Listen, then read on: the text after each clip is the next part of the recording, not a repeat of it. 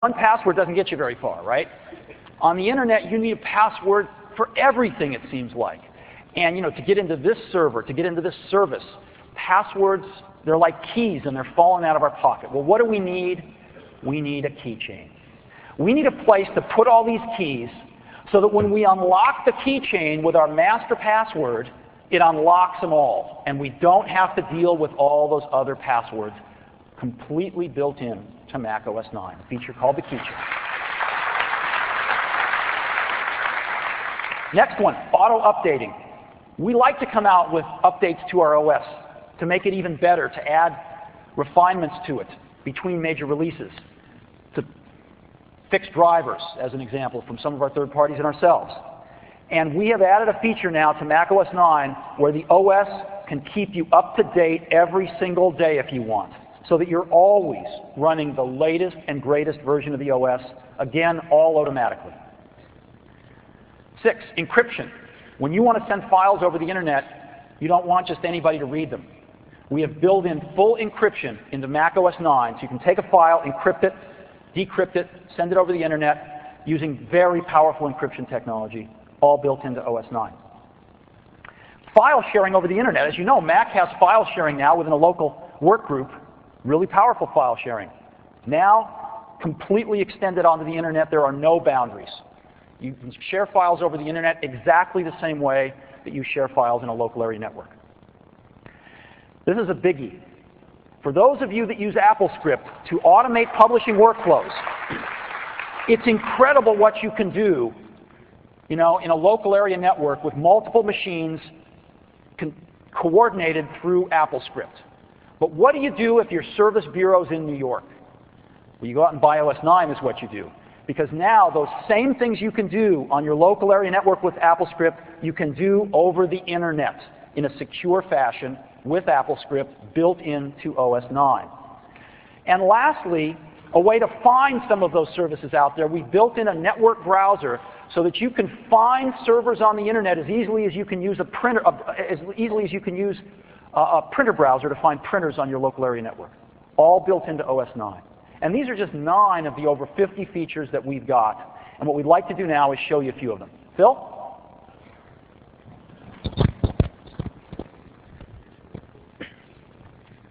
Hi again, Steve. We have here Mac OS 9 running on a Power Mac. And I'd like to show you just briefly 3 of the features that Steve introduced you to with Mac OS 9. The first one, of course, is we're sitting here with multi-user logon, and we can choose to log on with our voice or with a password, whichever we choose. Steve told you your voice is your password. Now I have a demo in here I want to do. It's actually not in my area, it's in Steve's logon area. So I'm going to log on to that. So let me just log into Steve's area and use my voice to log in. My voice is my password. I can't get in as Steve. Let me try to say it just how you might say. My voice is my password. So this is a demo that hasn't gone awry. This is a demo of exactly what's supposed to happen. I've used my voice, standard microphone built into Mac OS 9, and tried to log in as Steve, and of course it's seeing that I'm not Steve, and it won't let me get into his area. So Steve, if I could borrow your voice for a moment and show us how it's supposed to work when you log in with the proper voice. My voice is my password.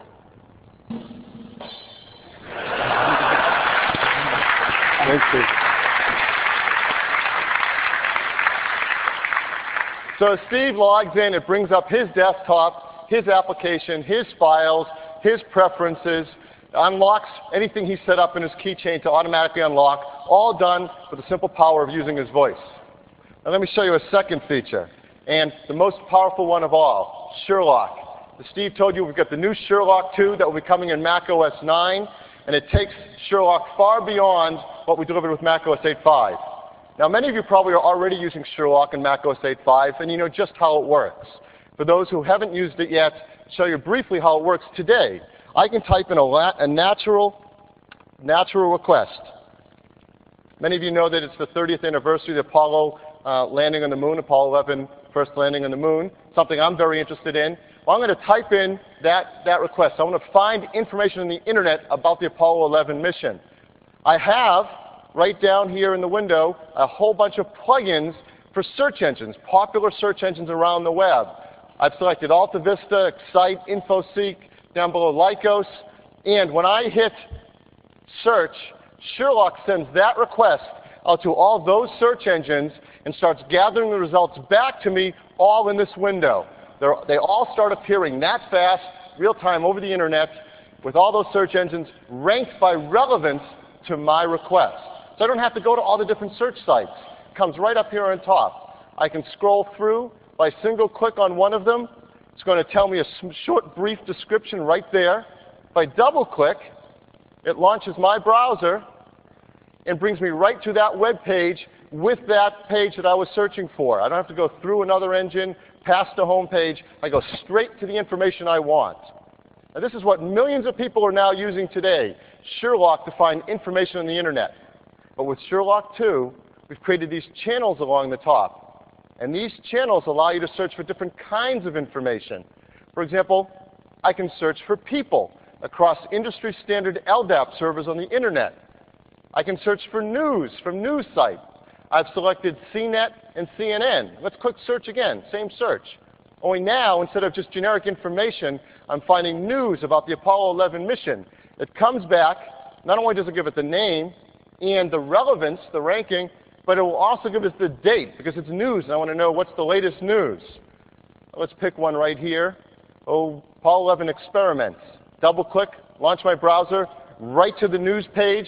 And it tells us, sure enough, Apollo 11 experiments are still returning results. Right to the news, all in seconds, not having to work through all different search engines.